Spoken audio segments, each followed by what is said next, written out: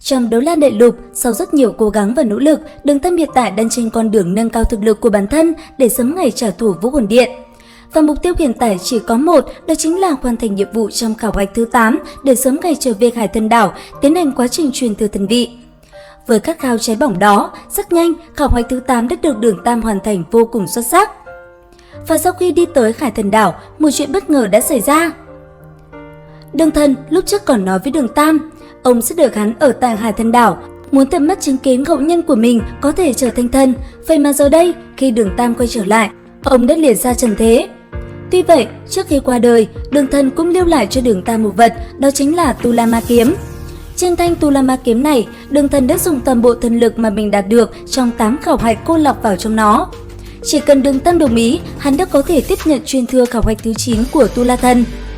Lúc này, trước sự mời gọi tới từ Tu La Ma Kiếm, lực lượng Tu La trên tay trái của Đường Tam đã liên tục tuôn trào mãnh liệt, tự như muốn Đường Tam nhào tới mà cầm lấy nó.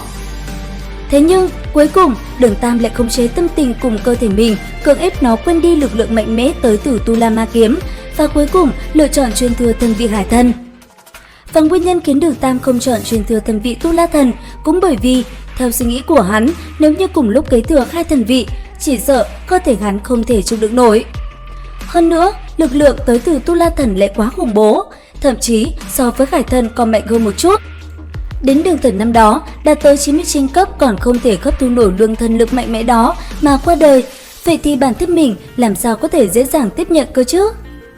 Còn lực lượng tới từ Hải Thần so với Tu La Thần lại ôn hòa hơn rất nhiều. Hơn nữa, quá trình Đường Tam hoàn thành khảo hạch truyền thừa Hải Thần cũng là từng bước một. Bởi vậy, cho dù Hải Thần Tam xoa kích có tổn hại, thế nhưng Đường Tam vẫn có thể hoàn thành truyền thừa thần vị Hải Thần dễ dàng hơn. Và với sự tính toán kỹ càng, Đường Tam hiểu được lựa chọn an toàn nhất lúc này chính là truyền thừa Hải Thần thần vị. Thế nhưng, Đường Tam đã nhầm. Lúc đó, hắn không biết Tu La Ma Kiếm kia Đường Thần đã hoàn thành xong 8 khảo hạch. Hơn nữa, trên người Đường Tam còn có Tu La lĩnh vực. Bởi vậy, nếu như hắn chọn truyền thừa Tu La Thần, một bước cuối cùng này thậm chí còn dễ dàng hơn việc lựa chọn truyền thừa Hải Thần. Điều này cũng bởi khi chắc giao thủ cùng với Thiên Sứ Thần, Hải Thần chi tâm đã bị nàng đánh vỡ nát, khiến quá trình truyền thừa thần vị thêm phần khó khăn. Và còn một lý do nữa khiến Đường Tam không dám nhận truyền thừa Tu La Thần cũng bởi hắn sợ. Hắn sợ truyền thừa Tu La Thần sẽ nguy hiểm hơn nhiều.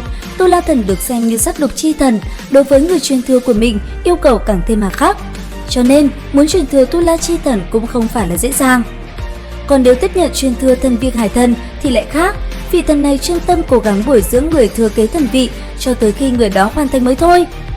Việc đó cũng thể hiện qua việc Thiên Thần Điện tồn tại trong Hải Thần chi tâm đã vô số lần xuất hiện và cứu giúp sinh mệnh của Đường Tam. Hơn nữa, Hải Thần còn dạy cho Đường Tam 3 thức đầu tiên trong Hoàng Kim Thập Tam Kích. Bởi vậy, hắn đối với vị thần này có rất nhiều hảo cảm.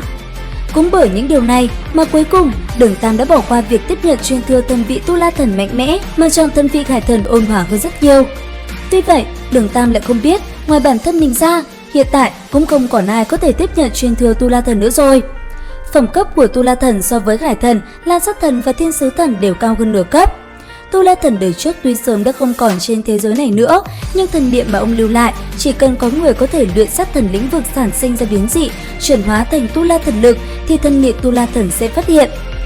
Mà trong lúc lấy mạng Tâm Hải Ma Kinh, sát thần lĩnh vực của Đường Tam đã tiến hóa thành Tu La lĩnh vực mất rồi. Bởi vậy, hắn chính là người được Tu La Thần lựa chọn. Và với sự cố chấp tới từ Tu La Thần đời trước, dù cho lúc này Đường Tam không lựa chọn thần vị Tu La Thần, thế nhưng thời gian sau đó, trong trận chiến cuối cùng, Tu La Thần đã có rất nhiều tác động khiến Đường Tam bắt buộc phải tiếp nhận thần vị Tu La Thần. Đường Tam đúng thật là may mắn đúng không các bạn? Đã không muốn rồi mà vẫn phải trở thành Tu La Thần.